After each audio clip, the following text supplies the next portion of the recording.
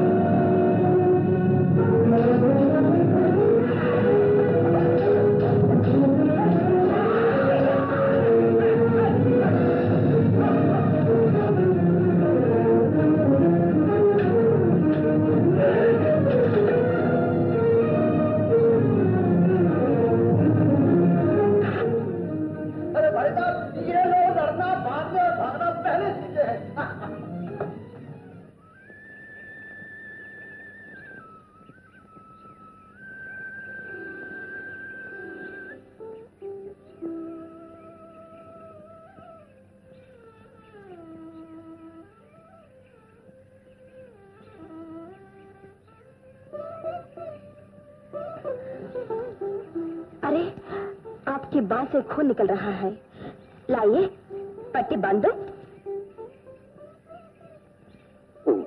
ये तो मामूली घाव है। आपका बहुत बहुत शुक्रिया। वक्त पर पहुंचकर आपने मुझे बचा लिया। अजी, इसमें शुक्रिया की क्या बात है? स्त्रियों को बचाना तो हम क्षत्रियों। पास ही में मेरा नाना का घर है। चलिए, आपसे मिलकर वो बहुत खुश होंगे। चलो भैया, आइए। मामूली सा घाव था, खुद ठीक हो जाता। आपने खामखा तकलीफ की। इसमें तकलीफ की क्या बात है? बेटी विद्या, वो जरूर शेर सिंह के आदमी होंगे। इसके पिता और शेर सिंह में खानदानी दुश्मनी है। मूर्ख बाप की दुश्मनी बेटी से निकालना चाहता है, लेकिन तुमने हमारे खानदान को धब्बा लगने से बचा लिया। क्या नाम है बेटा तुम्हारा? मेरा नाम छत्रसाल है। छत्रसाल? वीर चंपत राय के पुत्र? जी। ओह, कितने बहादुर और महान पुरुष थे वो। अमर हो। मेरा नाम जंग बहादुर है। मेरे पिताजी इनके मामा जी होते हैं, यानी कि मैं इनका भाई हूँ। अच्छा, तो अब आज्ञा दीजिए। रात हो गई है, इस समय तुम्हारा वापस लौटना ठीक नहीं। हो सकता है दुश्मन घात में बैठे हो। आप चिंता न कीजिए, हम राजी खुशी पहुंच जाएंगे। और फिर हमारा पहुंचना भी जरूरी है। तुमने विद्या की जान बचाकर मुझ पर जो उपकार किया है, न जाने मैं उसका बदला कब चुका पाऊंगा। आप तो खामखा शर्मिंदा कर रहे हैं। कम से कम एक दिन तो अपनी सेवा का अवसर दो। कल चले जाना। लेकिन लेकिन वेकन कुछ नहीं। बेटी विद्या, जो इनके भोजन का प्रबंध करो। जी।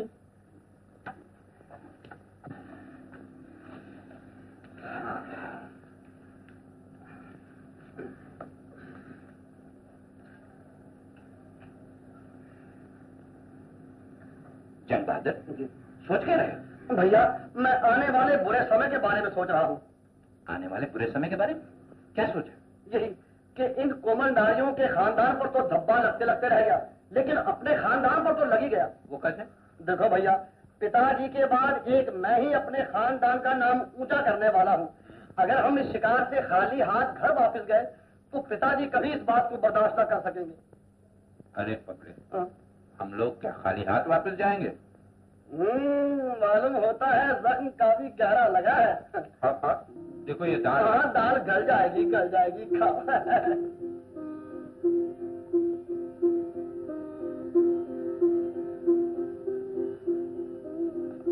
लीजिए, बूंदी बहुत अच्छी।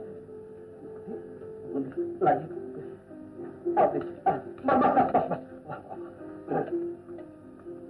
भैया, ये बूंदी खाकर तो जीवन सफल हो गया। वाकई बड़े मजे किए। क्या बात है, बड़ी रसीली बूंदी है ना? भैया, तो सच पूछो तो जीवन में पहली बार ऐसी जायकेदार बूंदी नसीब हुई है। रस भरी बूंदी, जायकेदार बूंदी, रसीली बूंदी। राजकुमारी जी, आप इन्हें बताती क्यों नहीं कि मेरा भी नाम बूंदी है? क्या आपका नाम भी बूंदी है? जी हाँ। तब तो गए काम से, गए काम। जोर से।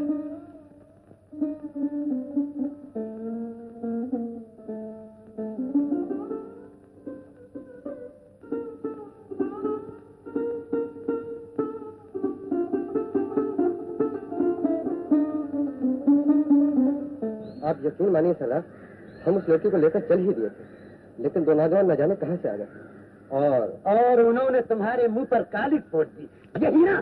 कम बात, लाना था तुम लोगों पर और तुम्हारी बहादुरी पर। तुम लोग 10 आदमी होकर 2 छोकरों का मुकाबला नहीं कर सके। चले जाओ मेरे सामने से।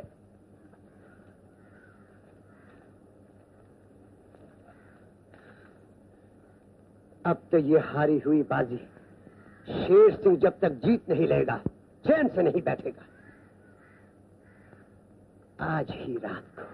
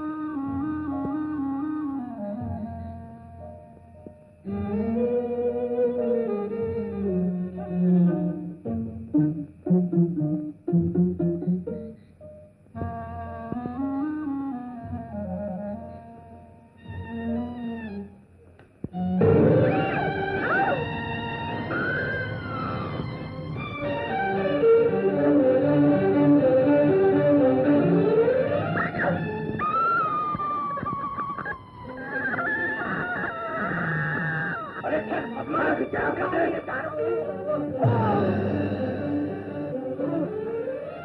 अरे कोई है, अरे बचाओ, कोई है, बचाओ। अरे कुछ नहीं, वो देखो दरवाजे में क्या जाओ, अरे पकड़ो, कोई है। बेटा शेर सिंह बदमाश जो विद्या को उठाकर ले गया, उसे बचाओ बेटा। जाओ जाओ जल्दी। भैया क्या हुआ? क्या बात है? तुम नाना जी का ख्याल कर, मैं भी आया। नाना जी, नाना जी।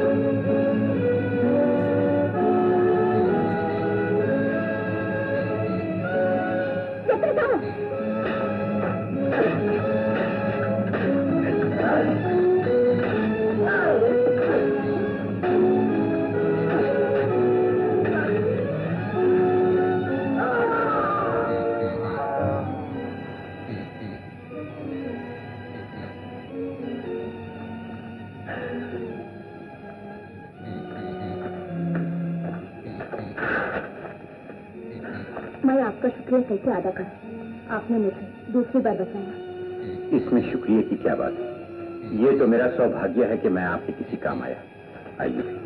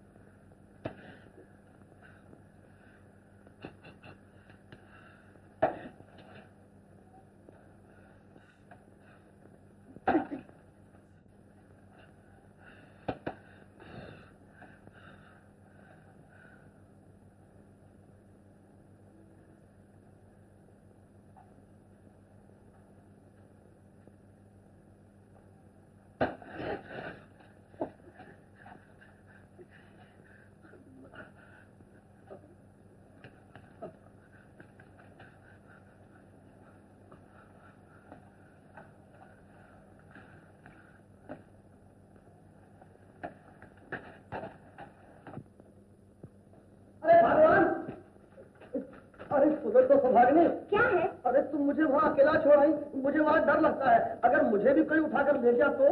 किसके घर में नाच ज्यादा है तो तुम जैसे पीटू को उठा ले जाए? सुनो सुनो, अगर नहीं तो मैं अपने घर जा रहा हूँ, मुझसे ये मुसीबत नहीं उठाई जाती। ओहो, लगता है घर से आज ही रास्ता तुड़ा कर आए हो। जो जरा सी मुसीबत पड़ती घर आ जाने लगा। अरे अरे अरे सुनो तो, अरे तुम इसे जरा सी मुसीबत कहती हो, तब तो भगवान ऐसी मुसीबत किसी पर ना डाले। अरे आज सुबह क्या भयंकर संग्राम हुआ है, जान बचने का तो कोई सवाल ही नहीं था।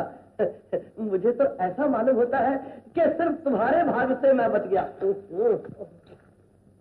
मेरे भाग्य से? और किसके भाग्य से? मेरे माँ बाप है, लेकिन वो मेरी परवाह ही नहीं करते। तो मैं कब तुम्हारी परवाह करती हूँ? तुमसे कुछ ना कुछ उम्मीद तो है। जाओ जाओ। ये मुंह और दाल मसूर के दाल मसूर की? अजी सुनो तो, सुनो। कह देती हूँ किसी भुलाए में मत रहना, नहीं तो तुम्हारी कलाई नाजुक है, उसमें मोच आ जाएगी। ये लो और मेरा खून कर दो, मैं इस जीवन से तंग आ चुका हूँ। क्या गले पड़ो आदमी है ये भी।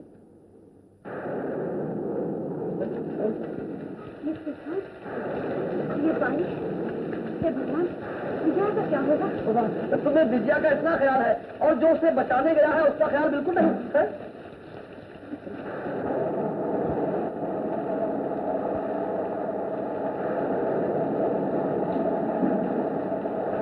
तुम्हारा ये बेटा जंग बहुत ही बिगड़ गया है। छत्रसाल को शिकार पर ले जाने के लिए उसी ने बैठाया। तो इतनी चिंता क्यों करते हो? अब कोई वो बच्चे तो रहेंगे। आंधी और तूफान बच्चे और बड़ों को नहीं देते। मैं सोच रहा था कि महाराजा पहाड़ सिंह ने जो ये पत्र भेजा है इसके बारे में मुझसे कुछ बातें कर। महाराजा पहाड़ सिंह ने पत्र भेजा है? किस लिए? उन्होंने छत्रसाल को अपनी मदद के लिए ओछा बुलाया क्योंकि वह आलमगीर के राजनीतिक जाल में फंस गए। लेकिन इसके पहले छत्रसाल को उसके माता पिता के बारे में भी आपको बता देना चाहिए ताकि वो अपना भला बुरा खुद सोच सके। हाँ, जब से छत्रसाल शस्त्र विद्या सीख कर आया है मैंने कई बार विचार किया कि मैं उसे उसके माता पिता के बारे में बता दूं, लेकिन न जाने क्यों बात गले तक आके रह जाती है। इतनी मोह ममता रखोगी तो बहन सारंदा और उसके स्वामी की आशाएं कैसे पूरी होंगी? लेकिन मेरा मन नहीं मानता। तुम ही बताओ, जिस आग ने मेरी बहन और उसके पति को जला डाला उस आग में मैं छत्रसाल को कैसे छूऊं? ऐसा नहीं करोगे तो आग बुझ जाएगी और वो आग अगर बुझ गई तो बहन सारंदा और उसके स्वामी का बलिदान व्यर्थ चला जाएगा। उनकी आत्माएं हमें दोष देंगी। ठीक बात है। इसी पूर्णिमा को छत्रसाल का जन्मदिन है। उसके बाद मैं सब कुछ उसे बता दूंगा।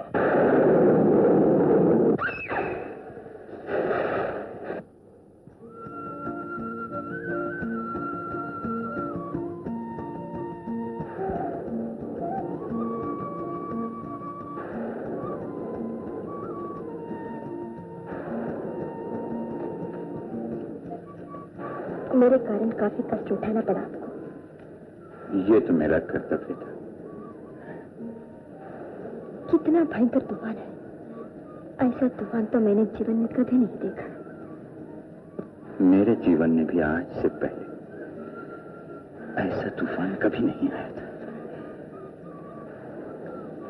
कितने ही लोग ऐसे तूफान में एक दूसरे से अलग हो जाते हैं, लेकिन तूफान कभी बिछड़े हुओं को मिला भी देता है। ये मुझे आज मालूम हुआ। हाँ, कभी कभी ऐसा भी हो जाता है।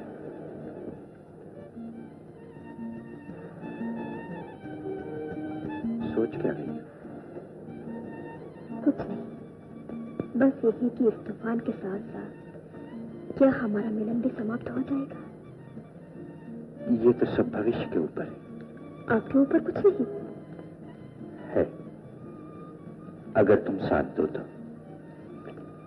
तब मुझे विश्वास है कि हमारा मिलन कभी समाप्त नहीं होगा। विजया,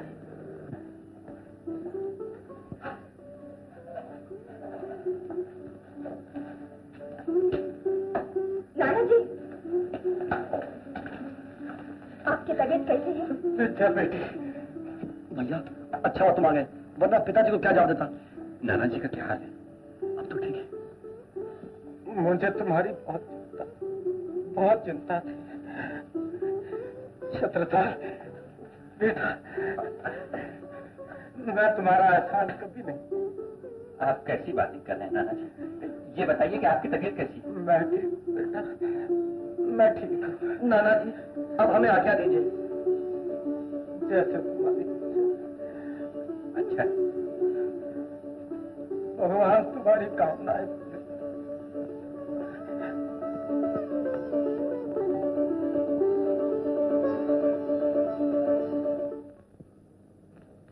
कहां से तुम लोग? जवाब क्यों नहीं देते? पिताजी बोलता हूँ। पिताजी बात यह है कि कल भैया का एक अजीबोगरीब शिकार से पाला पड़ गया था। जी पिताजी, वो शिकार था तो छोटा मगर बड़ा ही तेज था। उसने भैया पे कई ऐसे ऐसे वार किए कि भैया का तो कलेजा ही निकल गया था। मगर ये कैसे हो सकता था? मैंने भी दो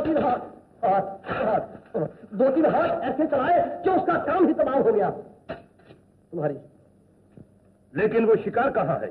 जी शिकार जी वही है। क्या मतलब? जी मतलब यह है कि हम उसे घायल करके वहीं छोड़ाए हैं। किसी दिन जाएंगे और गाजे बाजे के साथ उसको ले आएंगे। मैं पूछता हूँ कि पूछते रहना, न जाने क्या क्या मुसीबत उठाकर आए हैं। इन्हें कुछ खाने पीने भी दोगे या नहीं? चलो बेटा। चलिए। माता जी मैं भी आऊं? हाँ। भूख तो मुझे भी लगी है। पिताजी आप भी कुछ। चुप। मूर्ख कहीं का।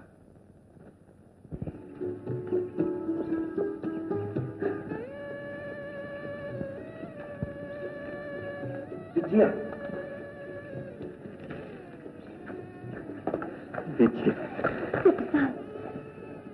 कितनी देर लगा दी? मैं समझी तुम नहीं आओगे। तुम्हारी राह देखते देखते मेरी आंखें कथा गई। तो क्या मेरी आंखों को चैन था?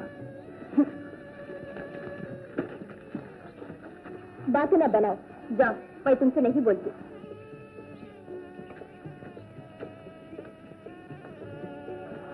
रूठ गई? पत्र मिलने के बाद अगर एक पल की भी देर करता तो मैं दोषी था। फिर भी कहो तो माफी मांग लो। नहीं, मैंने तुम पर अविश्वास किया। तुम मुझे माफ कर दो। फिजिया, तुम्हारा स्थान मेरे चरणों में नहीं, मेरे हृदय में है। मैं खुद तुमसे एक पल भी जुदा होना नहीं चाहता। तो देखो, यहाँ कुछ दिनों तक मदनोत्सव चलता रहेगा। इन दिनों में प्रेमी और प्रेमिका यहाँ रोज मिला करते हैं और उनका प्रेम अमर हो जाता है। विजया, मैं तुमसे वादा करता हूँ कि मैं यहाँ तुमसे रोज मिला करूंगा और हमारा प्रेम भी अमर हो जाएगा।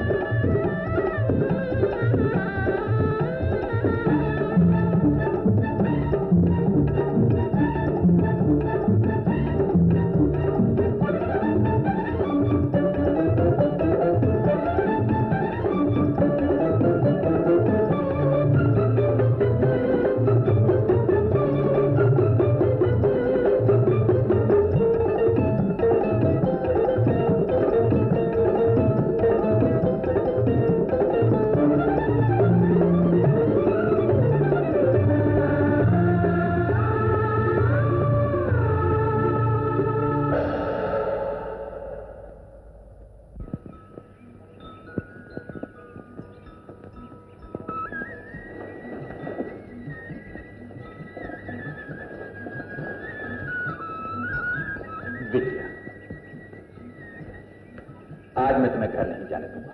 नहीं सुपर साहब, मुझे बहुत देर हो गई। कल नदी के किनारे जरूर मिलेंगे।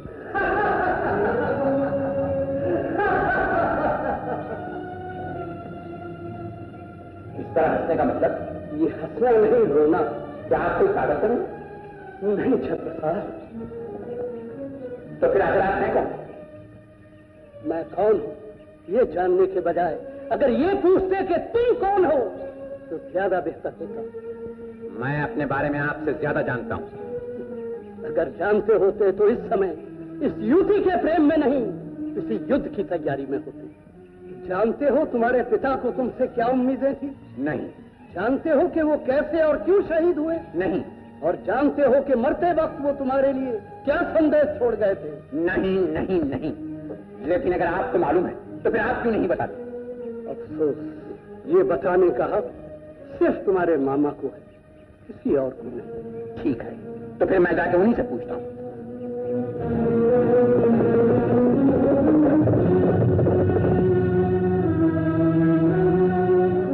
मामा जी,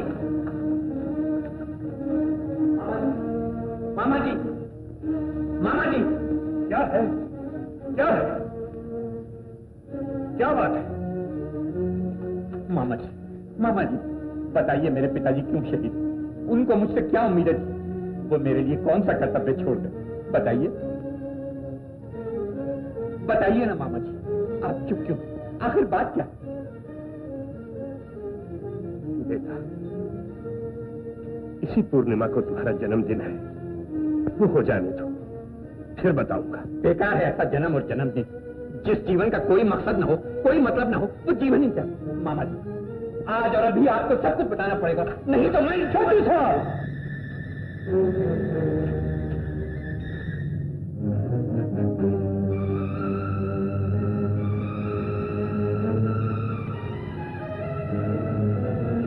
अगर तुम्हारी यही जिद है तो सुनो, आओ।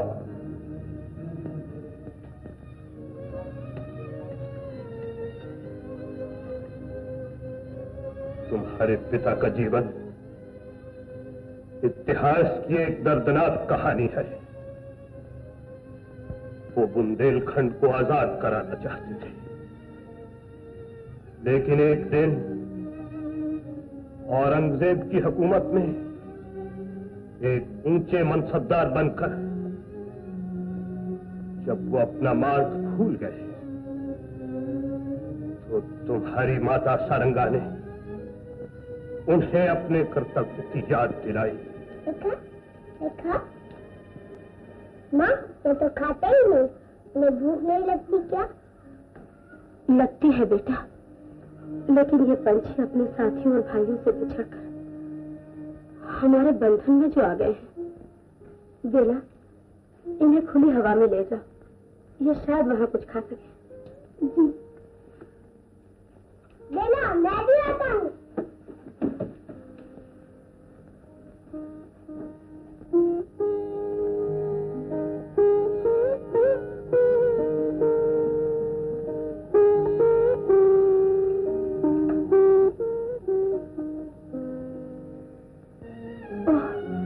स्वामी, आप?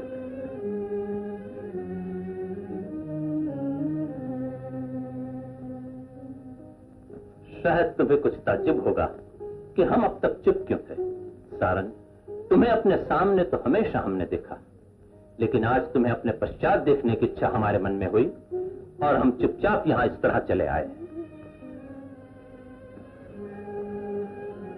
लेकिन तुमने ये नहीं पूछा कि इस तरह देखने पर हमें क्या महसूस हुआ। हमें अफसोस है सारंग कि इस तरह देखने पर भी तुम्हें कुछ अंतर नहीं दिखा। जैसी धीर और गंभीर तुम हमारे सामने रहती हो, वैसी हमारे पास भी तुम्हारा स्वभाव भी कुछ अजीब हो गया है। यहाँ दिल्ली आकर हमारे दास दासियां और सरदार सेवक सभी प्रसन्न हैं, लेकिन महबा छोड़ने के बाद हमने तुम्हारे मुख पर मुस्कुराहट कभी नहीं देखी। क्या इस बीच हमसे कोई अपराध हो गया है? स्वामी, आप मेरे देवता हैं, ईश्वर हैं, फिर मैं ऐसा कैसे सोच सकती हूँ भला? जहाँ आप खुश हैं वहीं मैं भी खुश हूँ। नहीं सारन, ये जानते हुए भी हमारा मन आज तुम्हारी बात मानने को तैयार नहीं। तुम्हें यहां जरूर कोई दुख है और तुम्हें अपना वो दुख हमें बताना ही चाहिए। अगर तुमने नहीं बताया तो तुम्हारी ये संजीदगी आज नहीं तो कल हमारी मुस्कुराहट भी हमसे छीन लेगी। अपराध क्षमा करें स्वामी। जब हम महबा में थे तो हमारा वहां पर वही मान था जो अवध में दशरथ और कौशल्या का। वहां आप राजा थे और मैं रानी। लेकिन यहाँ अब मैं एक मनसबदार की पत्नी हूँ। आजादी से गुलामी में आकर कोई और भले ही खुश रह ले, परंतु मुझसे तो खुश नहीं रहा जाता। आपने ये मान और पद बड़े महंगे दामों में मोल लिए हैं। ये तुम्हारी भूल है सारन। हम गुलाम नहीं मनसबदार हैं और हमारी ये मनसबदारी किसी के मातहत नहीं। तो और क्या है स्वामी? ये इनाम है हमारी उस दिलेरी और बहादुरी का जो हमने औरंगजेब को तख्त दिलाते वक्त उसके सामने दिखाई। लेकिन जिस मनसबदारी को आज आप इनाम समझ रहे हैं, मुझे डर है आगे चलकर यही मनसबदारी कहीं आपके गले की फांस न बन जाए। क्योंकि जिसने बहादुरी और दिलेरी की एवज में आपको ये इनाम दिया था, वो इस इनाम के बदले में जरूर कुछ आपसे आशा रखता होगा। महाराज की जय हो।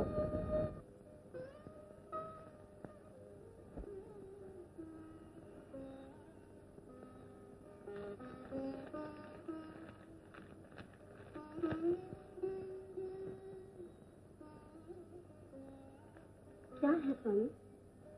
आलमगीर ने हमें बुलाया है, न जाने क्या बात है। मुलाहिजा, होशियार, बाअदब, बामुलाहिजा, होशियार, बाअदब, बामुलाहिजा, होशियार। अबुल मुजफ्फर, मोयुद्दीन, मोहम्मद औरंगजेब, आलमगीर, शहंशाह हिंदुस्तान तशरीफ ला रहे हैं। बाअदब, बामुलाहिजा, होशियार, बाअदब, बामुलाहिजा, होशियार।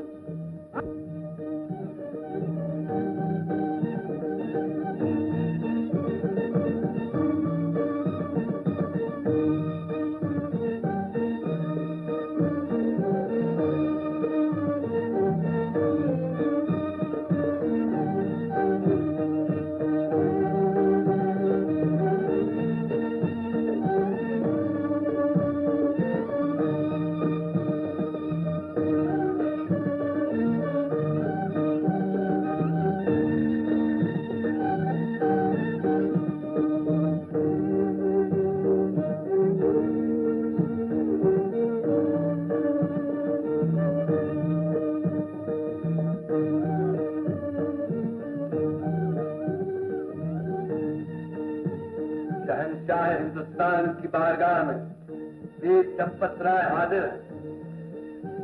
आलम पनाह की खिदमत में चंपत राय आदाब बजा लाता है। चंपत राय, हम आपका इस्तकबाल दिलो जान से करते हैं। हमारी याद पर हाजिर होकर आपने सदरते मुगलिया के तय अपने फिरोज का सबूत पेश किया है। इस इज्जत अफजाई का शुक्रिया कि आलम पनाह ने हमें अपना समझ कर याद फरमाया। बेशक चंपत राय, आप तो बिल्कुल हमारे अपने हो चुके हैं, इसीलिए मां बदौलत ने आपको याद फरमाया है। और इस याद का मकसद यह है कि हम आपको बताना चाहते हैं कि हमने ओरछा के राजा जुझार सिंह पर हमला करने का फैसला कर लिया है। जुझार सिंह पर हमला? वजह आलम पनाह? चौरागढ़ के हृदय शाह ने हमारे हुजूर में फरियाद की है कि जुझार सिंह ने उसके वारिस को धोखे से कब्ज करके चौरागढ़ पर कब्जा कर दिया। फरियादी को इंसाफ दिलाने के लिए हम चाहते हैं कि आप ओरछा पर हमला करें और जुझार सिंह को गिरफ्तार करके हमारे हुजूर में पेश करें। हम गुस्ताखी माफ आलम पनाह, इसके लिए हम मजबूर हैं। मां बदौलत उस मजबूरी को जानना चाहते हैं। ओरछा के राजा हमारे खानदानी भाई होते हैं, एक ही खून हम दोनों की रगों में दौड़ रहा है। इस सूरत में एक भाई का दूसरे भाई पर तलवार उठाना कहां तक वाजिब होगा आलम पना? मगर ये मामला दो भाइयों के दरमियान नहीं, हुकूमत मुगलिया और एक बागी राजा के दरमियान है। और तुम्हें मालूम है कि आप और आपकी तलवार हुकूमत मुगलिया की खैरख्वाह है। लेकिन एक हद तक गुस्ताखी माफ आलम पना। हम अपने खून से गद्दारी करके सल्तनत मुगलिया का खैरख्वाह बनना पसंद नहीं करते। सवाल आपकी पसंद और नापसंदी का नहीं, सवाल माँ बदौलत के फैसले का। आलम पनाह के फैसले की हम कदर करते हैं, लेकिन इस फैसले को अमल में लाने की जिम्मेदारी किसी और को दे दी जाए। जरा समझने की कोशिश कीजिए चंपत राय। ओरछा की ऊंची नीची घाटियों और दुश्वार गुजार रास्तों से सिर्फ आप वाकिफ हैं, वरना हम किसी और को भी इस मुहिम पर रवाना कर सकते हैं। माँ बदौलत आपको एक दिन का वक्त और देते हैं ताकि आप इस मसले पर बखूबी गौर करके फिर हमें अपना जवाब दें। कल दरबार में आपका फैसला जानने के लिए हम मुंतजिर रहेंगे। इकरार या इनकार?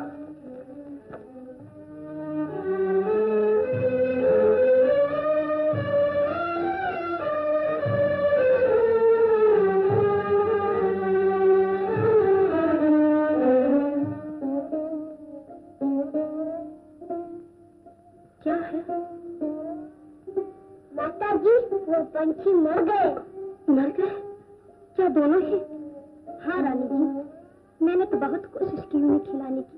मैंने भी माँ, पर जरा भी नहीं खाते थे। क्या वो कुछ हमसे नाराज थे? हाँ बेटा। क्यों माँ? क्योंकि हम उन्हें आजादी से गुलामी में जो ले आए थे, लेकिन वो मरकर हमेशा के लिए आजाद हो गए।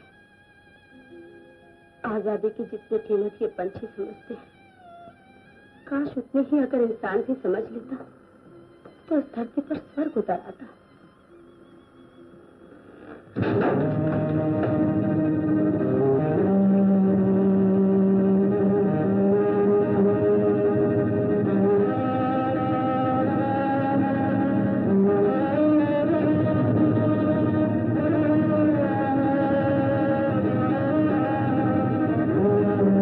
लगता है स्वामी मेरी बात का बुरा मान गए।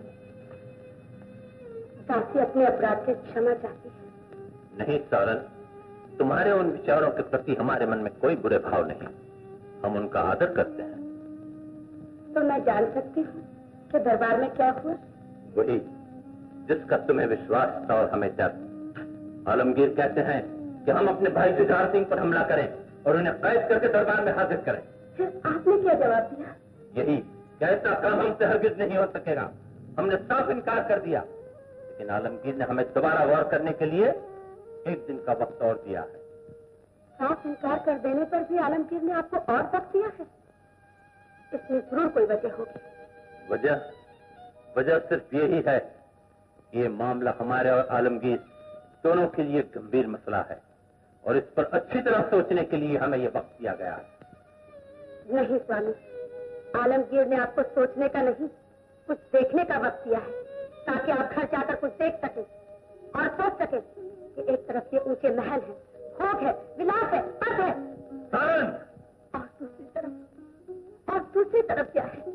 एक तंग और मुश्किल जिंदगी जहाँ न रात है न रंग है। बस करो सारन, बस करो।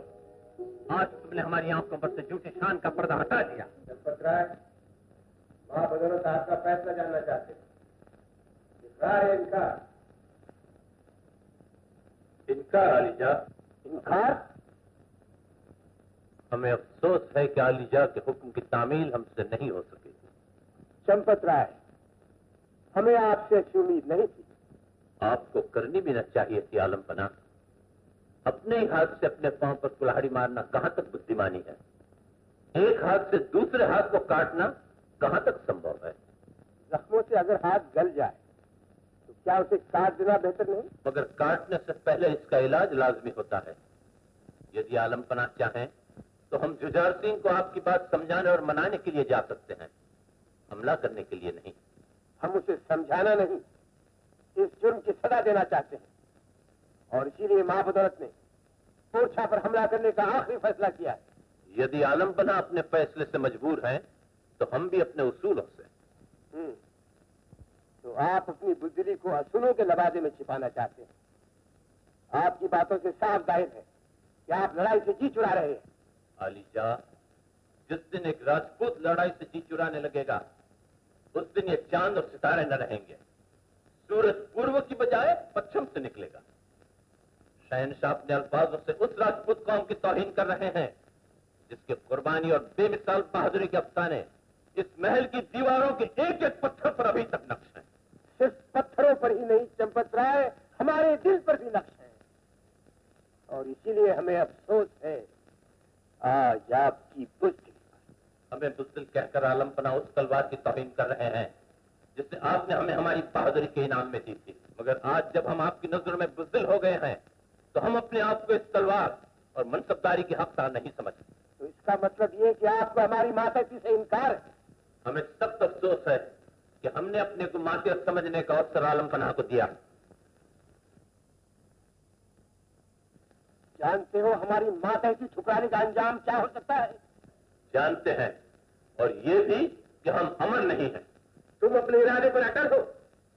बिल्कुल, चट्टान की तरह जिससे न तो दहशत की लहर अपने स्थान से हिला सकती है न क्रोध का तूफान। चंपत राय, जानते हो तुमने हमारी अदूल हुक्मी करके बाप-उदरत के जाओ जलाल की तौहीन की है। जानते हो हम तुम्हारे साथ कैसा चाहे सलूक कर सकते हैं। जानते हो बाप अदालत ने अपनी जिंदगी में इतना कड़वा घूट कभी नहीं किया। हम अपनी हसद चुपचाप बर्दाश्त करने के आदि कभी नहीं रहे। और चंपत राय को भी बड़े बड़े सत्ताधारियों के चरण चूमने का अभ्यास कभी नहीं रहा। खामोश! हम देख रहे हैं कि तुम्हारी गुस्ताखियां धीरे धीरे हमारी अदब को भी नजरअंदाज की जा रही। और हम देख रहे हैं कि आलमपना उस शख्स को खौफ में लाना चाहते हैं जिसने आपको कभी मदद दी थी, पनाह दी थी, जिसने चंबल के मैदान में आलमपना पर उठे हुए वारों को अपने सीने पर झेला था और जिसके दम से आपने यह तख्त की सल्तनत हासिल की है। इस एवज में आलमपना ने बुंदेलखंड को आजादी तो न दी मगर वो जख्म जरूर दे दिए हैं जो शायद इस जिंदगी में कभी न भर सके।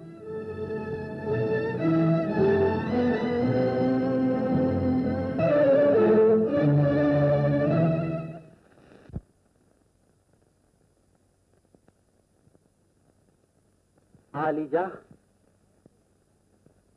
ऐसे गुस्ताख इंसान को तो जिंदगी भर कैद में डालकर सड़ा देना चाहिए। आलमपना, चंपत राय की गुस्ताखियां बर्दाश्त के काबिल नहीं। भरे दरबार में इस तरह पेश आने का किसी भी इंसान का यह पहला मौका है। आलीजा, आलमपना से अर्ज है कि इस तरह गुस्ताखी से पेश आने वाले को सख्त से सख्त सजा दी जाए। नहीं मीर मुंशी, नहीं, तुम लोग नहीं जानते इस गुस्ताख की गुस्ताखी से इसके एहसानात कहीं बुलंद है। अगर हम इसके एहसानात को नजरअंदाज कर देते हैं तो आने वाली नस्लें फिर कभी किसी आफतज़दा इंसान की मदद करने से इनकार कर देंगी। हम इसे दोस्त बनाकर न रख सके लेकिन इसे दुश्मन बनाना भी हमें गवारा नहीं। मगर डर इस बात का है आलीजा कि चंपत राय कहीं जुझार सिंह से न मिल जाए। अगर ये दोनों मिल गए तो कोर्ट सफर फतह पानी मुश्किल हो जाएगी। तुम बजा फरमाते हो शाह अली खान, तुम बजा फरमाते। अगर आलमपना हुक्म दें तो मैं इस बात की कोशिश करूंगा कि वो एक और एक मिलकर 11 न हो जाएं। इजाजत है राजा कंचुकी राय। सानंदा, सानंदा, आज हम आलमगीर को उनकी भूल समझ आए हैं और ये भी कि शेर चाहे कितना ही बेवकूफ फालतू क्यों न हो जाए फिर भी वो सवारी के काम नहीं आ सकता। अब तो बुंदेलखंड की आजादी ही हमारा मकसद है। हम अपने खून से रणचंडी का अभिषेक करेंगे। अब हमें ये पद, मान सम्मान, भोग विलास नहीं चाहिए। तो स्वामी, आलमगीर की मनसबदारी हम उन्हीं को सौंप आए हैं। अब महबा चलने की शीघ्र तैयारी करो। बुंदेलखंड की आन बान और शान को उज्जवल रखने वाले महाराज जुझार सिंह को सेवक कंचकी राय का प्रणाम। प्रणाम ढांढेर के राजा। आप सेवक नहीं, हमारे भाई। आइए, बैठिए।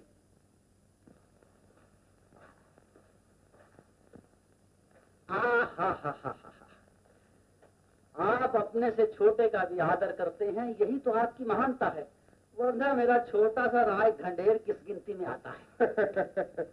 कहिए दिल्ली से कब आए? सीधा ही चला आ रहा हूँ महाराज, आपको एक खास खबर देने। क्या कोई खास बात होगी? दिल्ली दरबार में हमारा कोई जिक्र आया था?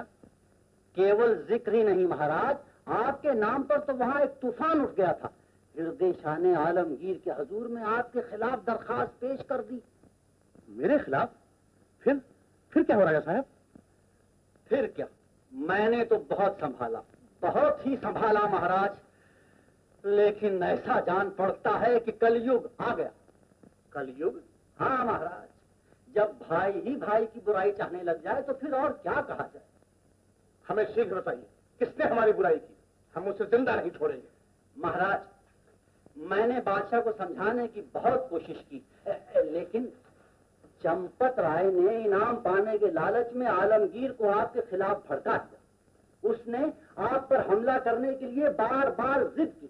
नतीजा ये हुआ कि आलमगीर उसके बहकावे में आ गया और उसने बकी खां को हुक्म दिया कि फौज लेकर चंपत राय के साथ आप पर हमला करने के लिए रवाना हो जाए। चंपत राय रवाना हो चुका है? रवाना ही नहीं महाराज, अब तो वो यहाँ पहुंच रहा होगा। हाँ? किस लिए? दिखलाएगा भाईचारा और आ रहा है भेद लेने। महाराज की जय हो। बड़ौदा से आपके भाई चंपत राय जी पधारे हैं। भाई, आने दिया जाए।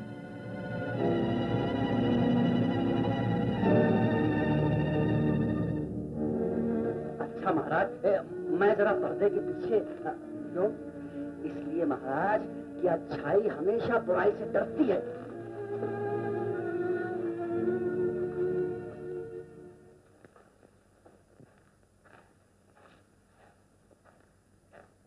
नमस्कार भाई साहब। नमस्कार। कहिए, कैसे कष्ट किया? हम ये बताने के लिए आए हैं कि दिल्ली दरबार में आपके खिलाफ काफी साजिश हो रही है और शाही फौज हम पर हमला करने के लिए रवाना हो चुकी है, यही न? हम नहीं जानते थे कि आपको ये सब मालूम हो चुका है। राज करना कोई बच्चों का खेल नहीं चंपत राय जी। हमें तो ये भी मालूम हो चुका है कि किसने हमारे खिलाफ साजिश की, किसने आलमगीर को भड़काया। साजिश की? भड़काया? हमारी समझ में तो कुछ नहीं आता। ये तुम्हारे समझने की चीज है भी नहीं राव जी। जिसको समझना था वो अच्छी तरह समझ चुका। हमें नहीं मालूम था कि दिल्ली का पानी इतनी जल्दी तुम पर अपना रंग दिखाएगा। क्या मतलब? मतलब दिल्ली दरबार में हमारे खिलाफ जो साजिश हुई उसमें तुम्हारा हाथ था। तुम्ही ने आलमगीर को हमारे खिलाफ भड़काया है। नहीं भाई साहब, हमने कोई साजिश नहीं की। शायद आपको मालूम नहीं कि आपके खातिर हमने अपनी मनसबदारी भी छोड़ दी। हमारे लिए? हमारे लिए ओरछा का राज हड़प करने के लिए? शांत भाई साहब, तुम चुप रहो बहार सिंह। याद रखो चंपत राय, जुझार सिंह की तलवार तुम्हारे सारे सपनों को धूल में मिला देगी और वक्त आने पर तुम्हें भी दंड देगी। दंड देगी? लेकिन किस बात का? क्या इस बात का कि हमने आपके खातिर अपनी मनसबदारी क्यों छोड़ दी, या एक राजपूत अपने उसूलों पर क्यों चल रहा है? कि आप हमें इस बात का दंड देंगे कि हम आलमगीर की बढ़ती हुई फौज से आपको आगाह करने और आपके साथ कंधे से कंधा मिलाने यहाँ क्यों चले आए? हम कोई बालक नहीं कि तुम्हारी इन बातों में आ जाए। तुम्हारी मीठी और घुमावदार बातें तुम पर लगे हुए देशद्रोही और विश्वासघाती का कलंक कभी नहीं धो सकती। काश तुम हमारे भाई न होते। काश हम दोनों की रगों में एक ही खानदान का खून न बह रहा होता, तो आज हम तुम्हें वो सबक देकर जाते जिससे इतिहास हमेशा याद रखता और आने वाली नस्लें जिसे दोहराकर कांप उठती। चंपत राय, तुम अपनी मर्यादा से बाहर जा रहे हो। इससे पहले कि हम अपनी मर्यादा को तोड़ दें, इससे पहले कि हमारी तलवार मियान से पार आ जाए, इससे पहले कि हमारे सीने में सुलगते हुए शोले तुम्हें और तुम्हारे राज्य को जलाकर खाक कर दे, हम यहाँ से चले जाना चाहते हैं और इस जिद के साथ जा रहे हैं कि अब जीते जी हम तुम्हारी शक्ल भी नहीं देखेंगे।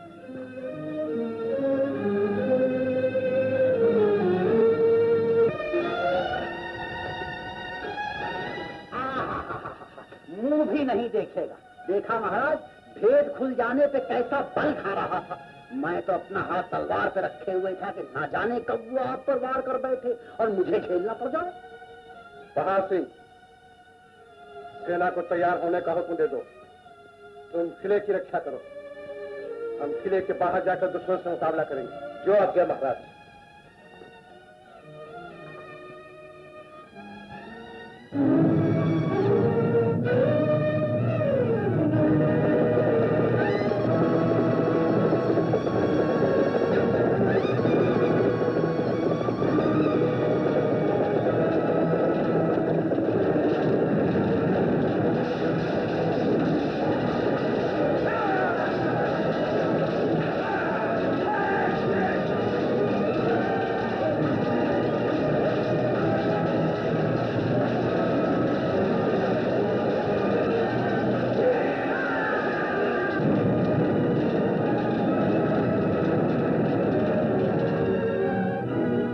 सिंह जी के मारे जाने के बाद जीत की उम्मीद कम नजर आती है। किले का पुराना दरवाजा कब तक हमारी रक्षा करेगा? और महामंत्री जी, किले में ज्यादा अन्न सामग्री भी नहीं। निराश न हो महाराज, जुझार सिंह जी की मृत्यु के बाद आप ही हमारे महाराज हैं। आपके जरा से इशारे पर हम सब अपनी जान निछावर कर देंगे। महाराज की जय हो। कहो रतन सिंह, सागर के महाराज ने क्या जवाब दिया? महाराज, उन्होंने साफ इनकार कर दिया। इनकार कर दिया?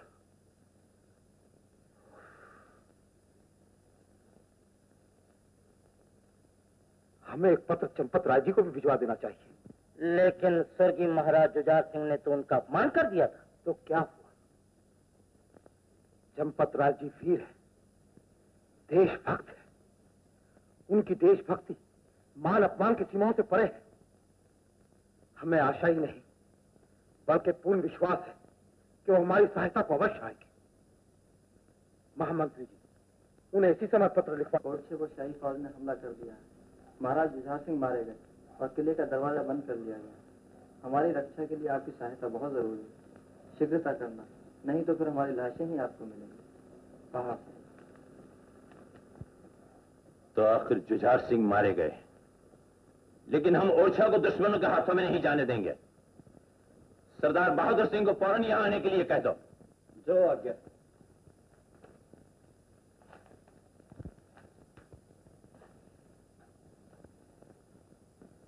क्या बात है? किसका पत्र आया है? ओरछे का।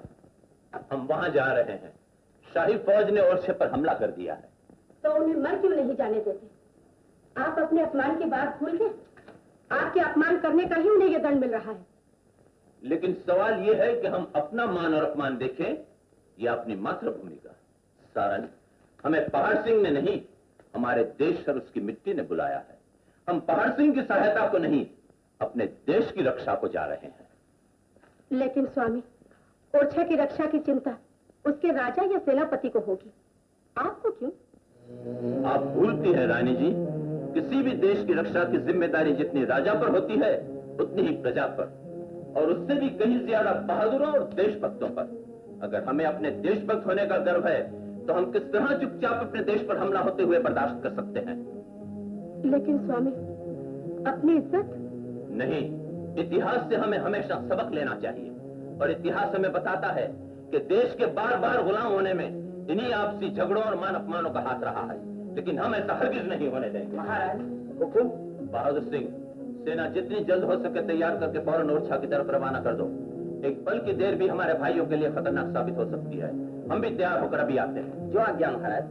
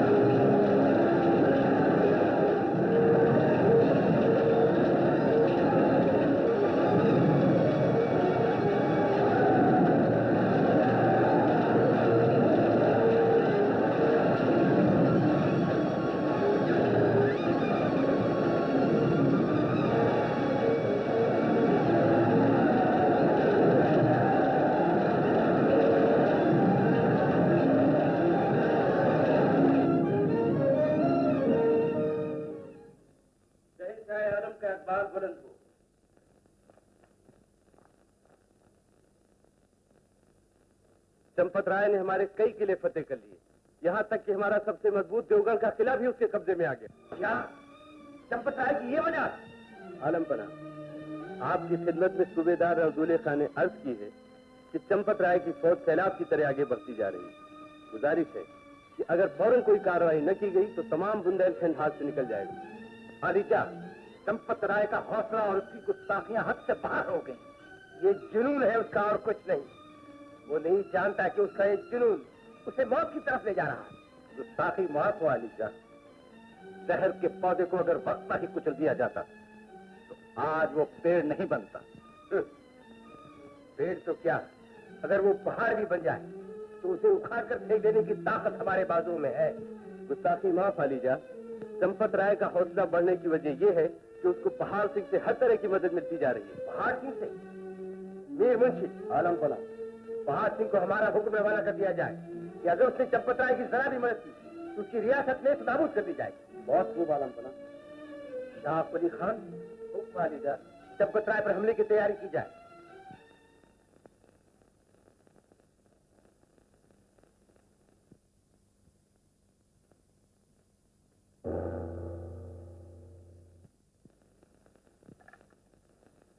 हमें दुख है कि हमने महारानी के श्रृंगार में विघ्न डाला।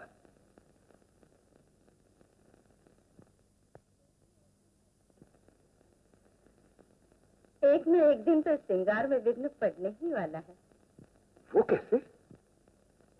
चंपत राय ने किले पे किले फतेह तो कर ली, लेकिन आलमगीर का गुस्सा जब आग बनकर उसे जलाएगा तो उसकी लपेट में हम भी जरूर आ जाए। सोचती हूँ कुछ दिन और है, कुछ तो इच्छा पूरी कर लो।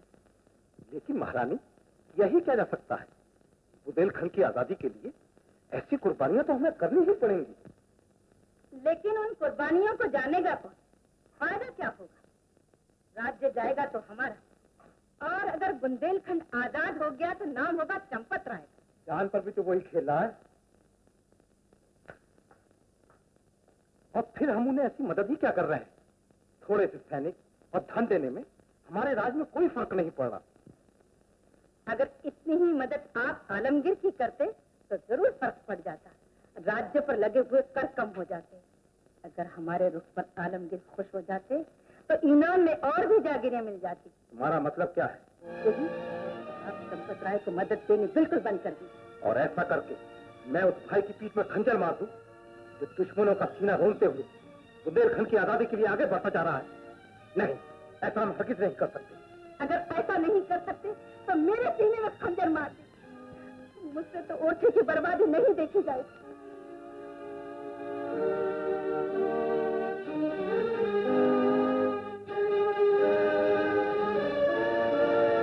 हमें क्या जरूरत है आजादी की, जो हमें इतना बड़ा दांव लगा?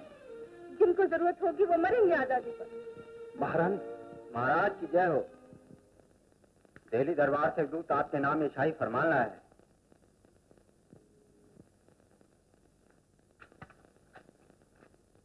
तुम जा सकते हो।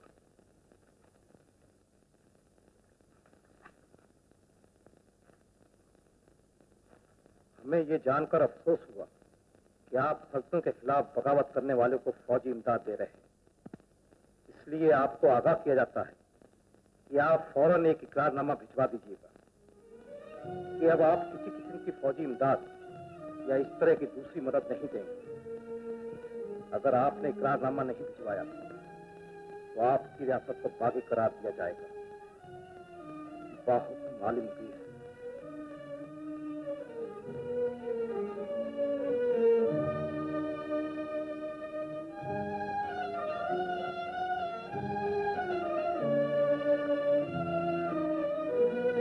किस नतीजे पे पहुंचे महाराज? मेरी मानो तो जल्दी ही इकरारनामा भिजवाकर ओरछे को बादशाह के खौफ से बचा ली। महाराज, गजब हो गया महाराज। पहाड़ सिंह आलमगीर से मिल गए। पहाड़ सिंह आलमगीर से मिल गया? हाँ महाराज, और उन्होंने इकरारनामे पर दस्तखत भी कर दी। तो जरा से सुख चैन के लिए उसने आजादी की लड़ाई से मुंह मोड़ लिया। और बक्की खां एक बहुत बड़ी फौज लेकर हम पर हमला करने के लिए आने वाला है। तो आने दो।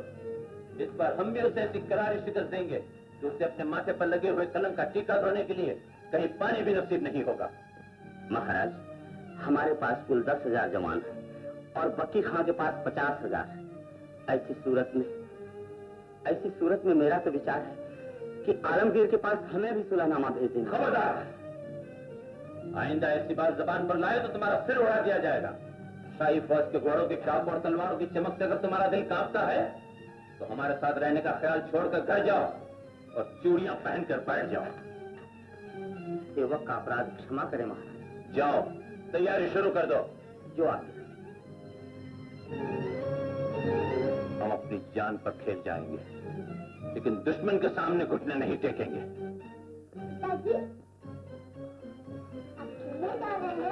हाँ बेटा, मगर तलवारों से हम युद्ध में जा रहे हैं।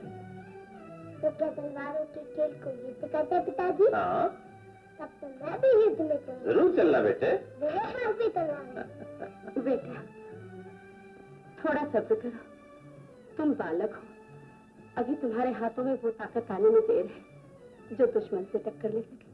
मैं अभी भी दुश्मन से टक्कर ले सकता हूँ। देखो, मैं दुश्मन को इस तरह काट डालूंगा।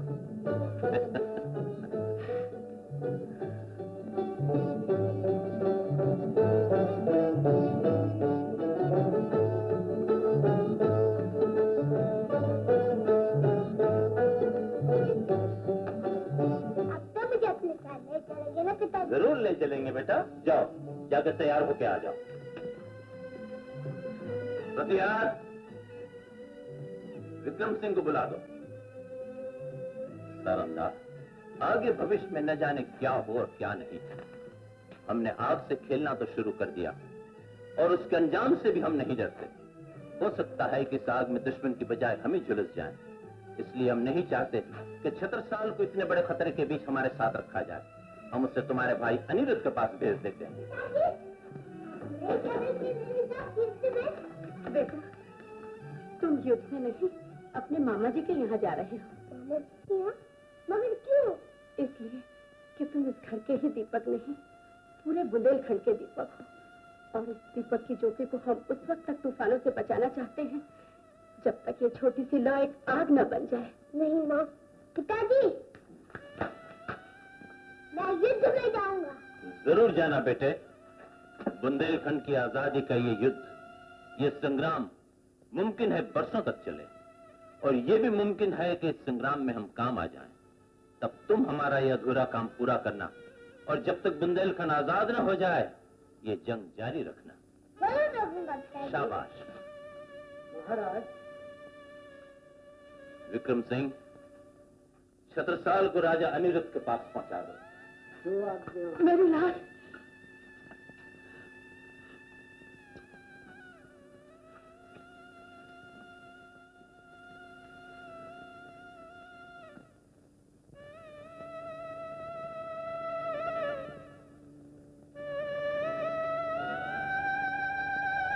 हमारा पत्र पाकर आलम की बहुत खुशी, और उन्होंने बक्की खां को हुक्म दिया कि वो चंपत राय पर हमला करे। ठीक है, लेकिन चंपत राय को भी इसकी खबर है या नहीं? उन्हें भी अपने गुप्तचरों द्वारा मालूम हो चुका है। वो कल विंध्यवासिनी देवी की पूजा करने जा रहे हैं, और इसके बाद वो अपनी सेना में जा मिलेंगे। तो क्या उनकी सेना उनके साथ नहीं है? नहीं महारानी जी, वो तो अपनी सेना को छोड़कर देवी विंध्यवासिनी के दर्शन को अकेले वहां आए थे। सिर्फ कुछ चुने हुए सरदार ही उनके साथ हैं। बस यही मौका है, तुम सीधे बक्की खां के पास चले जाओ और उन्हें ये सब बातें बता दो ताकि वो उन्हें वहीं घेर ले। मंदिर को चारों तरफ से घेर दो, और जैसे चंपत राय निकले उस पर हमला कर दो। यही मौका है, आगे बढ़ो।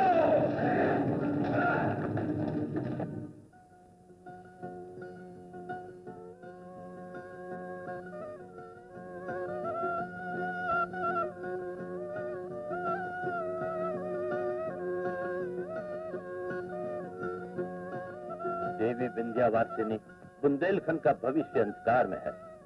अब तुम्हारी ज्योति उस अंधकार को दूर कर सकती है।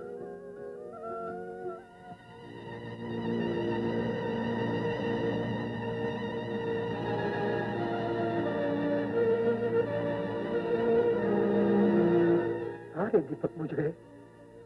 ये अपशकुन किसी अमंगल की सूचना दे रहे हैं। देवी जय विंध्यवासिनी। महाराज,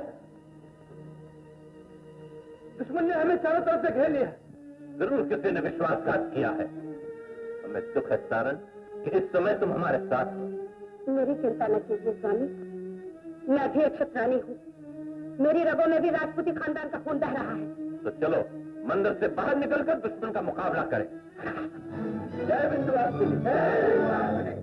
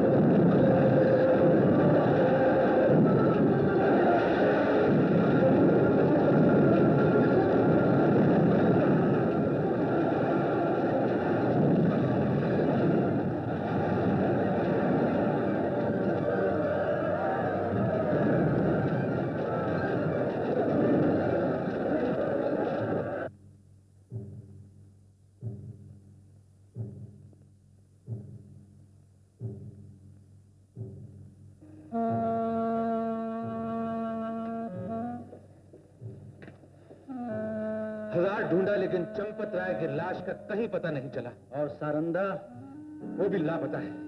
मालूम होता है कि दुश्मन मात खाकर भी हमें मात दे गया है। लेकिन वो दूर नहीं गए होंगे, मैं उनका पीछा करता हूं।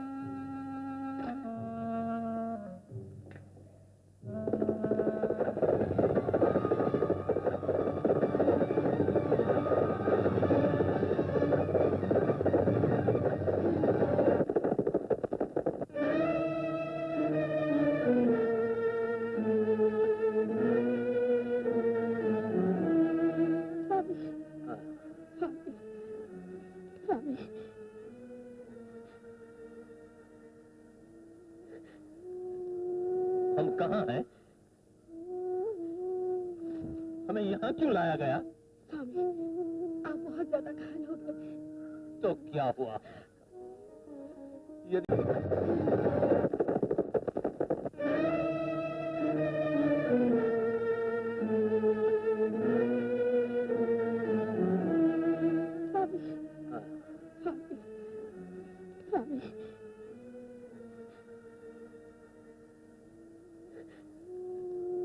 हम कहाँ हैं? हमें यहाँ क्यों लाया गया? स्वामी, आप बहुत ज्यादा घायल हो गए थे। तो क्या हुआ? यदि हम युद्ध भूमि में लड़ नहीं सकते थे, मर तो सकते थे।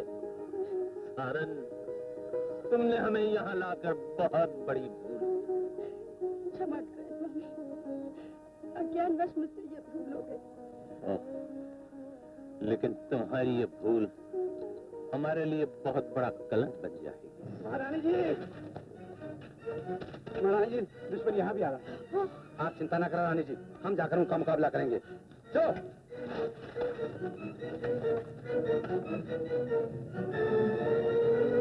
स्वामी किसी दूसरे सुरक्षित स्थान पर चले।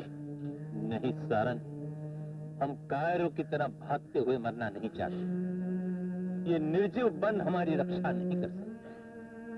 आप तब तक सुरक्षित हैं स्वामी, जब तक मैं जीवित हूँ। मेरा शरीर ही आपका किला है। इस किले के रहते हुए दुश्मन आप तक कभी नहीं पहुँच सकता। स्वामी, हम इस हालत में भी दुश्मन का मुकाबला करेंगे। अब आप में इतनी शक्ति नहीं रहेगी। अफसोस तो इसी बात का है सारन कि अब ये शरीर भी हमारा साथ नहीं दे रहा। ये जीवन, ये संग्राम सब समाप्त सा दिखाई दे रहा है। स्वामी, ऐसा न कहिए। जो दिख रहा है वही हम कह रहे हैं। सारन, बुंदेलखंड की आजादी का जो सपना हम देख रहे थे, अब वो हमसे कभी पूरा नहीं हो सकेगा। हो भी कैसे सकता है स्वामी? चारों तरफ निराशा ही निराशा है। आशा की कोई भी किरण नजर नहीं आती। नहीं सारन, अभी एक किरण बाकी है। हमारा पुत्र छत्रसाल। हमें यकीन है कि छत्रसाल हमारे अधूरे सपने को पूरा करेगा और वो एक दिन बुंदेलखंड को आजाद कराकर हमारी आत्मा को जरूर शांति पहुंचाएगा।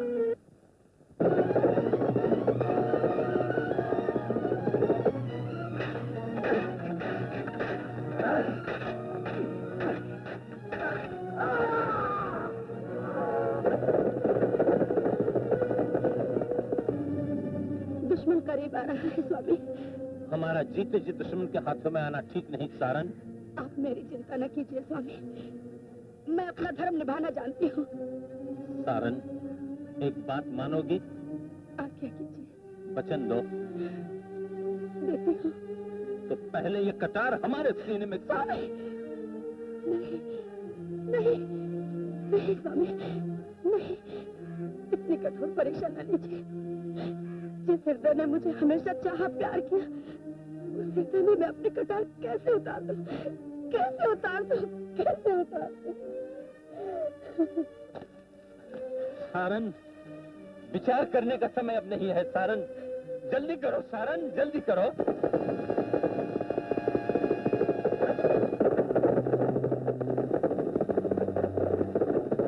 सारन, सारन, जल्दी करो सारन।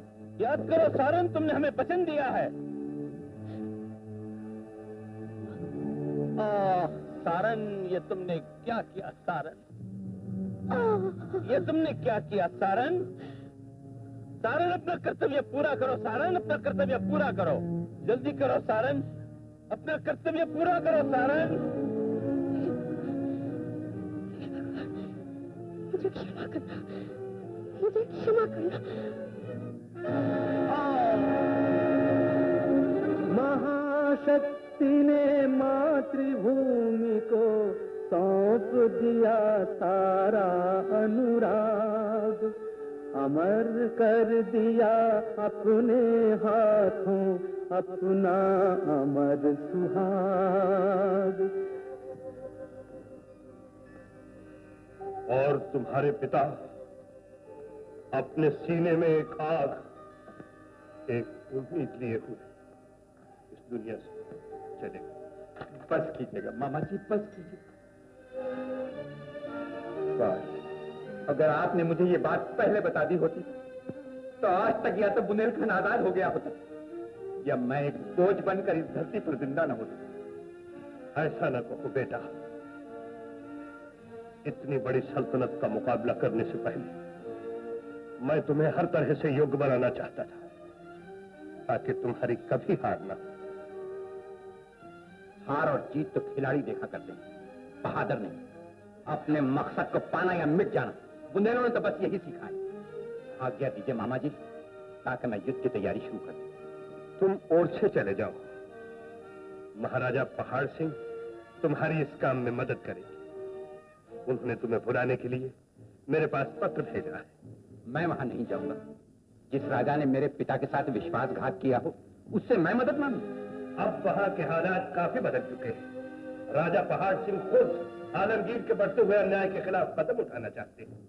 ऐसे मौके पर उन्हें तुम्हारी मदद की सख्त जरूरत है। ठीक है, तब मैं वहीं से क्रांति शुरू करूं।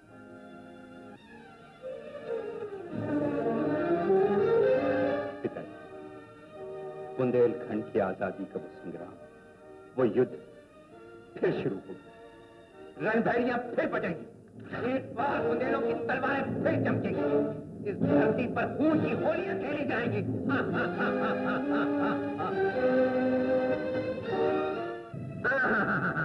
समझते नहीं हो? अरे प्रजा को तो डंडे के जोर से समझाया जा सकता है, मगर आलमगीर को कैसे समझाओगे? अपनी बहादुरी और तलवार के जोर से।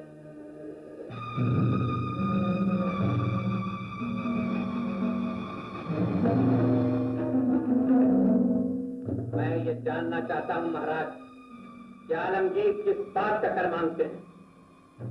ये देश, ये धरती, जिसे हमारे बाप दादाओं ने अपने खून से सींचा है और जिसकी हिफाजत के लिए हमने अपने सीनों को भाले की नोकों पर टेक दिया है, उस पर किसी और का हक कभी नहीं हो सकता।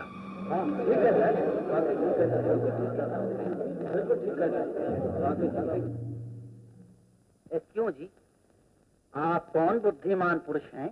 ऐसे वीरतापूर्ण विचार देशभक्त चंपत राय के पुत्र छत्रसाल के सिवा और कौन प्रकट कर सकता है? छत्रसाल, जैसा हमने तुम्हारे बारे में सुना था वैसा ही तुम्हें पाया। ये मेरा सौभाग्य है महाराज। महाराज, आलमगीर को क्या जवाब देने का विचार है आपका?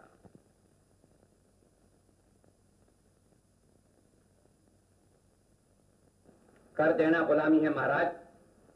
हम अपनी जान और अपना लहू दे देंगे, लेकिन प्रजा के खून और पसीने से कमाए हुए धन को दुश्मनों के हाथों में सौंप कर अपनी गुलामी की जंजीरों को और मजबूत नहीं होने देंगे। बताइए बताइए, आप लोगों को क्या चाहिए? अपने देश की आजादी या गुलामी? आजादी। तो फिर तोड़ दो उन बंधनों को जो हमें गुलामी में जकड़े हुए हैं, और चीर दो कायरता के उस पर्दे को जो हमारी वीरता को ढाके हुए है। शाबाश छत्रसाल, तुम्हारे आने से हमारे दरबार में एक नया जीवन आ गया। तुमने हमारे वीरों की सोई हुई शक्ति को फिर से जगा दिया। महामंत्री जी, आलमगीर को आज ही इंकारी का पत्र लिखवा दिया जाए। और इस पत्र को शहंशाह आलमगीर के पास ले जाने की मैं इजाजत चाहता हूं महाराज। इजाजत है, लेकिन तुम क्यों? मैं देखना चाहता हूं महाराज, वो हस्ती कैसी है जिससे हमें टकराना है। वो इंसान कैसा है जिसके नाम से बड़े बड़े राजा और महाराजा कांप उठते हैं। गद्दारी छोड़ना उनकी गलती थी, तो ऐसी गलती पर मैं अपनी हजारों जिंदगियां कुर्बान कर सकता हूं आलमपना। जवानी के वलवलों ने तुमसे सोचने की ताकत छीन ली है छत्रसाल। सोचो समझो, जवानी नादान हुआ करती है।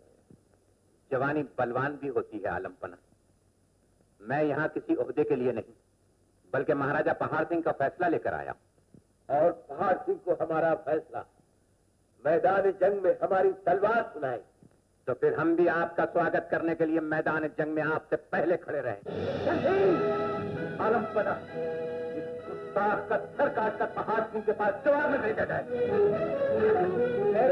अली खान, ये न भूलो कि सफीर की हिफाजत हर हुकूमत का फर्ज होता है। हम एक सफीर का सर कलम करके हुकूमत मुगलिया के नाम पर धब्बा लगाना नहीं चाहते।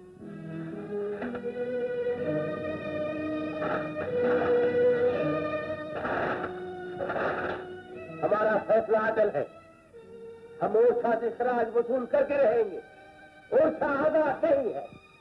आलमपना, अगर आपका फैसला अटल है तो हमारा भी फैसला अटल है। ओरछा हमेशा आजाद था, आजाद है और आजाद रहेगा।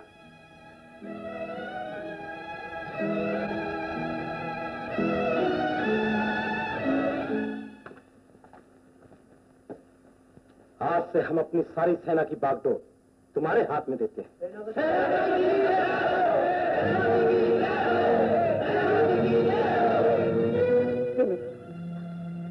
कभी नहीं हो सकता। मेरे दुश्मन का बेटा मेरे ही घर में आके मौत करे। क्या करूं? अब महाराज भी मेरी बातों में नहीं आए। हाँ, ठीक है, कल भोजन में ये कांटा तभी दूर हो सकता है।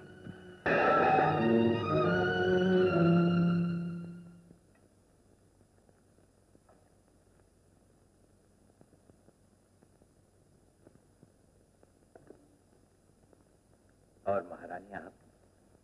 मेरा आज व्रत है। महाराज, पूजा के लिए मंदिर जाने की आज्ञा चाहते हैं। जाओ महारानी, थोड़ी प्रार्थना छत्रसाल के लिए भी करना। जी। भगवान बुंदेलखंड के इस दीपक को लंबी आयु दे। जी।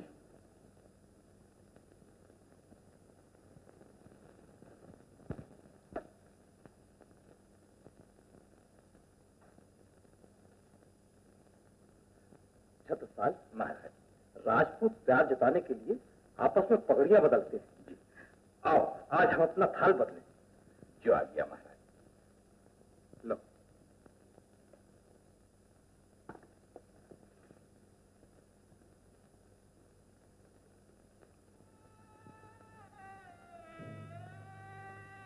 शायद जहरीला भोजन कर दिया है। जहरीला? वेदराजी ने होश में लाई। होश में तो आ जाएंगे, लेकिन बचना मुश्किल है।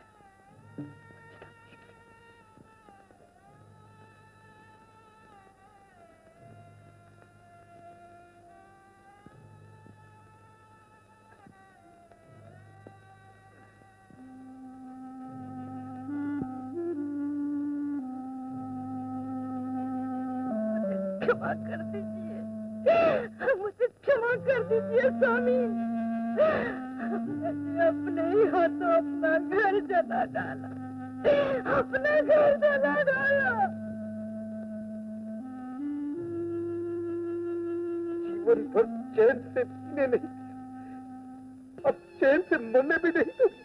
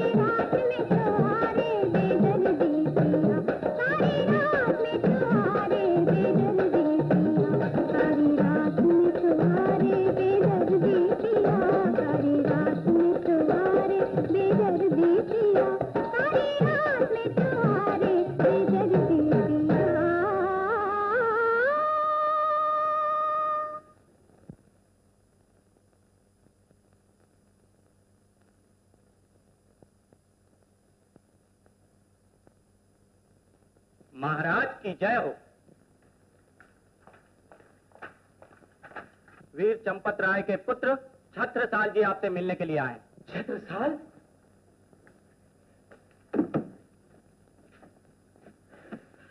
हम उनसे इस वक्त नहीं मिल सकते, कल सुबह मिलेंगे।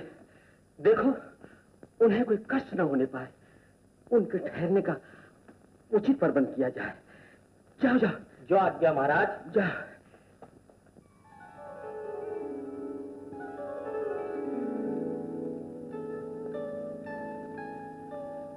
नमस्कार भाई साहब। नमस्कार भाई छत्रसाल। बल्दीवान। अरे जंग तो कितना मोटा हो गया है। कहो सब कुशल मंगल तो है? कैसे मुझ बदनसीब को दर्शन दिए? जयपुर जा रहे थे हम, तुम्हारा घर रास्ता रोके खड़ा था। तो भैया कुछ दिन यहाँ ठहर कर जाइएगा। कुछ दिन तो क्या, कुछ पल भी ठहरना या आराम करना मेरे लिए मुमकिन नहीं। क्यों? जयपुर में ऐसा क्या काम है? वहां के राजा जयसिंह से बुंदेलखंड की आजादी पर कुछ राय लेने थी। बुंदेलखंड की आजादी? भाई कभी ये बात ठीक लगती थी, लेकिन आज तो ये एक मजाक की चीज है। तुम हंस रहे हो बल्दीवान, लेकिन एक दिन मैं ये काम कर दिखाऊंगा। तुम नहीं जानते छत्रसाल कि आज घर घर में हुकूमत के जासूस और खैर ख्वाह अपने पंजे तेज किए बैठे हैं। एक भाई उठकर अगर आजादी का नारा बुलंद करता है तो दूसरा भाई उसकी पीठ में खंजर घोंपकर दिल्ली की तरफ इनाम पाने के लिए दौड़ता है। तो तुम्हारा यह ख्याल है कि बुंदेलखंड कभी आजाद नहीं होगा? होगा, लेकिन इस वक्त तो उसे आजाद कराना बहुत ही मुश्किल है। नर्तकियों के पायल की झनकार ने जिनके कान बहरे कर दिए और ऐशो आराम ने जिनका खून ठंडा कर दिया, उन्हें तो हर काम ही मुश्किल नजर आता है। बल्दीवान, आजादी महल में छुप कर बैठे रहने से नहीं मिलती, उसके लिए तो अपना सुख चैन छोड़कर हमें बाहर आना होगा। इससे क्या फायदा होगा? इतनी बड़ी सल्तनत से टकराकर हम कामयाब हो जाएंगे, इसमें मुझे शक है। मेरी राय में तो तुम्हें भी एक ख्याल छोड़ देना चाहिए। बल्दीवान, छत्रसाल की जान छूट सकती है, लेकिन उसके दिल से बुंदेलखंड की आजादी का ख्याल कभी नहीं छूट सकता।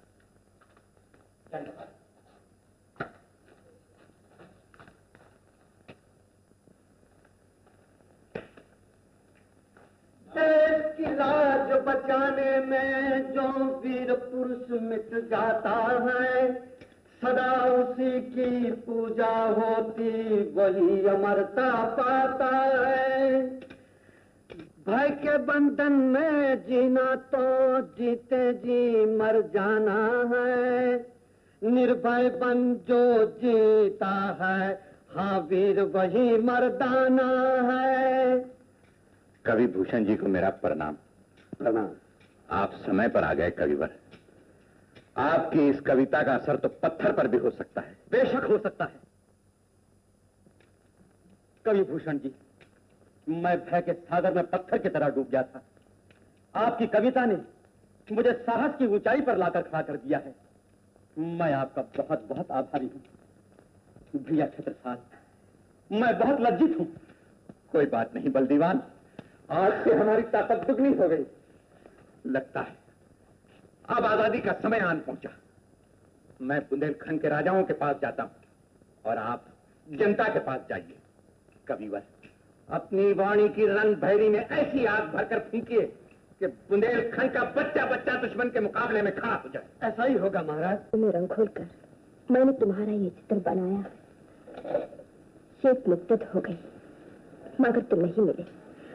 अब तो श्रृंगार के फूल भी मुरझा गए। छत्रसाल, अब नहीं रहा जाता है। अब और न तड़पाओ।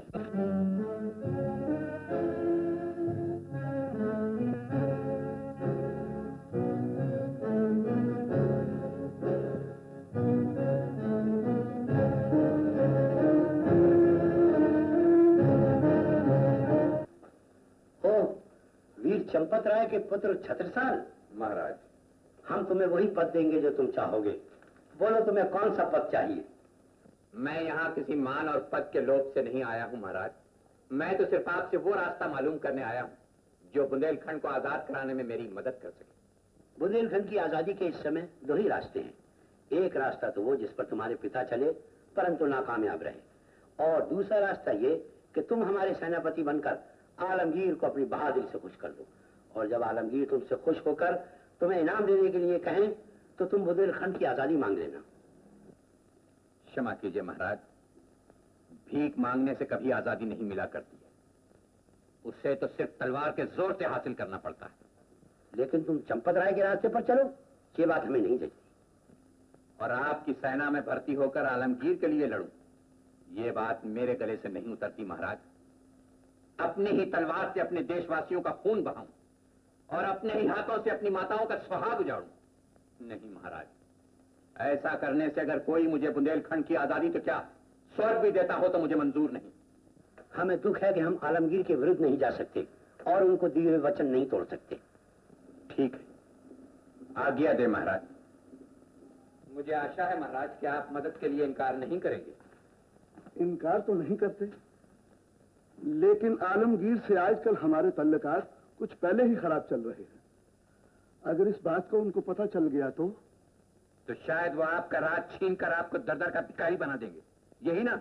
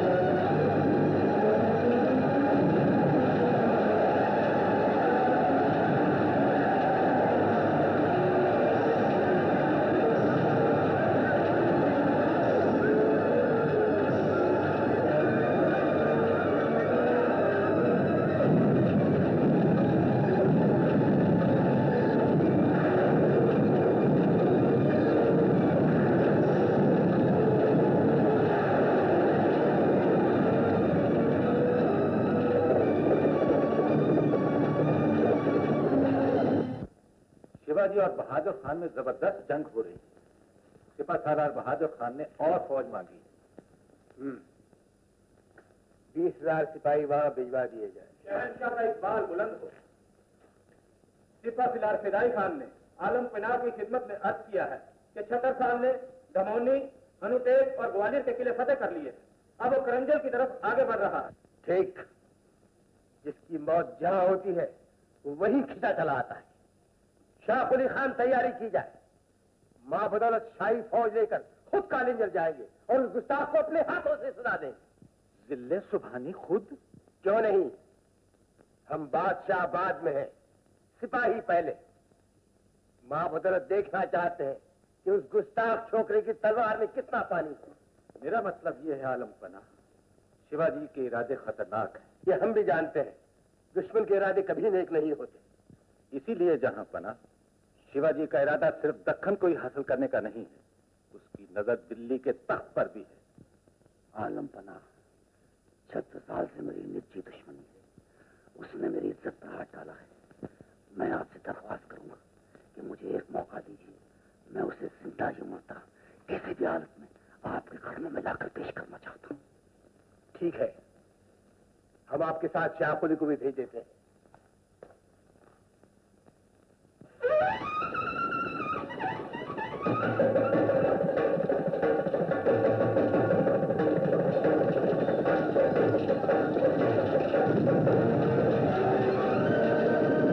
जय कुलदेवी विंध्यवासिनी, जय हो रणज्वाला, जय जय हो बुंदेल भवानी चंडी विकराला। बुंदेले की प्रबल खड़ग ने उठा दिया तूफान, अरिमुंडा से पल भर में ही काट दिया मैदान, काट दिया मैदान। रुद्र का सिंहासन बोला, गरज कर नाहर जब बोला, खून में खड़क सवारो रे जवानी माथे वारो रे, धधकते जलते अंगारो ओ आजादी के रखवारो, जवानी माँ पर वारो रे जवानी माँ पे वारो रे, धधकते जलते अंगारो।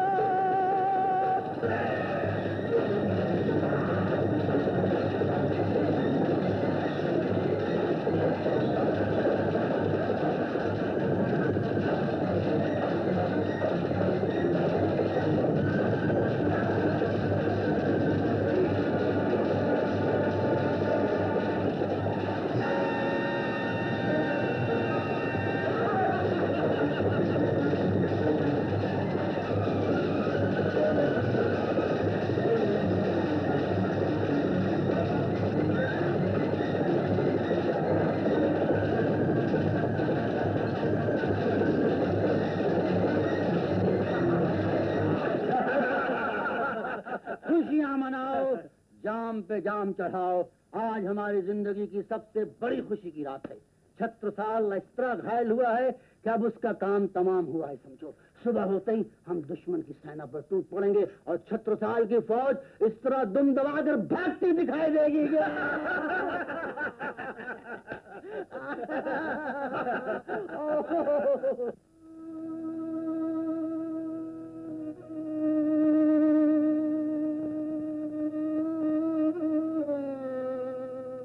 अब क्या होगा वैद्यराज? अगर इन्हें होश आ गया तो ये बच जाएंगे, नहीं तो बचने की कोई आशा नहीं। नहीं नहीं, ऐसा मत कहिए वैद्यराज। अगर दुश्मन को छत्रसाल की ये हालत मालूम हो गई तो कल सुबह होते ही पूरी शक्ति के साथ वो हम पर टूट पड़ेगा और हमारे सैनिक अपने बीच अपने सेनानायक छत्रसाल को न पाकर हिम्मत हार बैठेंगे। चिंता की कोई बात नहीं कविवर। दुश्मन को मालूम होना चाहिए कि छत्रसाल की वीरता ने हजारों छत्रसाल पैदा कर दिए हैं। मगर कल छत्रसाल की जगह सेना की बागडोर कौन संभालेगा? मैं संभालूंगा, मैं। धन्य हो बंदीवान, तुम धन्य हो।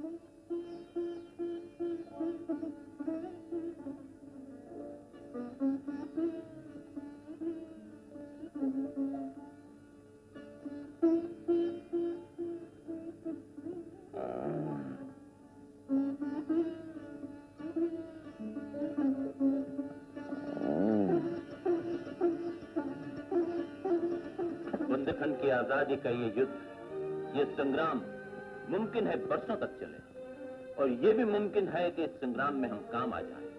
तब तुम हमारा ये अधूरा काम पूरा करना और जब तक बुंदेलखंड आजाद न हो जाए ये जंग जारी रखना। शाबाश। पिताजी, पिताजी, मैं कहाँ हूँ? आप बुरी तरह जख्मी हुए थे। मुझे मेरा हाल न बताइए, मुझे युद्ध का हाल बताइए। ये बिस्तर मेरी जगह नहीं, मेरी जगह रणभूमि है। आप चिंता न करें, बंदीवान शत्रु का सामना कर रहे हैं और सेना के बागडोर भी संभाल रहे हैं। मैं अभी जिंदा हूँ। अभी 2-4 दिन आपको आराम करना चाहिए। आराम की बात न कीजिए, बल दीवान रण में अकेले हैं और मैं यहाँ आराम करूं? नहीं नहीं बेदाज, ये नहीं हो सकता, ये नहीं हो सकता। अनर्थ हो गया, अनर्थ हो गया। क्या हुआ जंग बहादुर? तुम बोलते क्यों नहीं हो, चुप क्यों हो? बलदीवान युद्ध में काम आ गए। बलदीवान युद्ध में काम आ गए? बलदीवान, तुम बलिदान में मुझे पीछे छोड़ गए। कितने भाग्यशाली हो तुम। मगर मैं तुम्हारा बदला दुश्मन से लेकर ही रहूंगा। मैं जाता हूँ, अभी आप जख्मी। जख्म आज नहीं तो कल भर ही जाएगा, लेकिन अगर ये समय निकल गया तो फिर वापस नहीं आएगा। मैं अपने पिता का अधूरा काम पूरा करके रहूंगा। मैं बुंदेलखंड को आजाद करवा के छोड़ूंगा।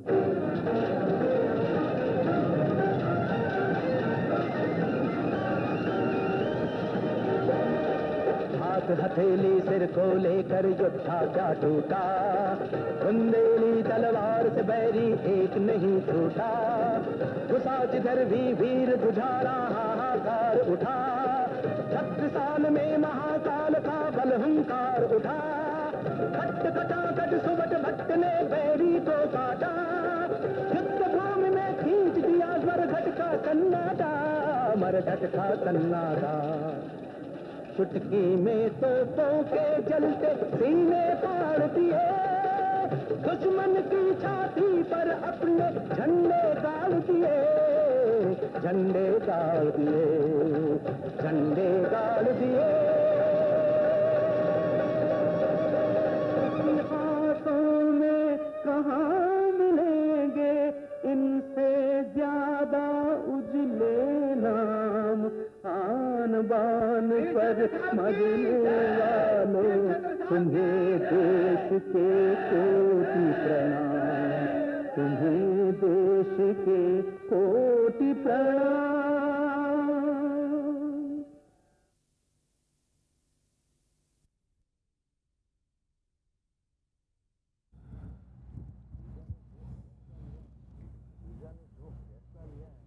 पूजा ने जो फैसला लिया है वो बिल्कुल गलत है, और वो भी जानती है।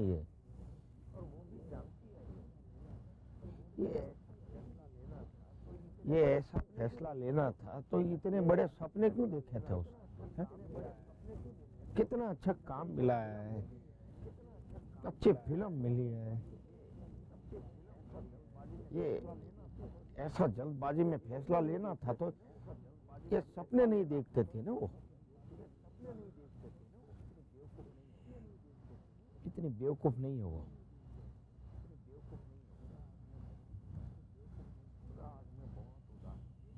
खुदा आज मैं बहुत उदास हूँ। पूजा ने पहली बार मुझसे झूठ बोला।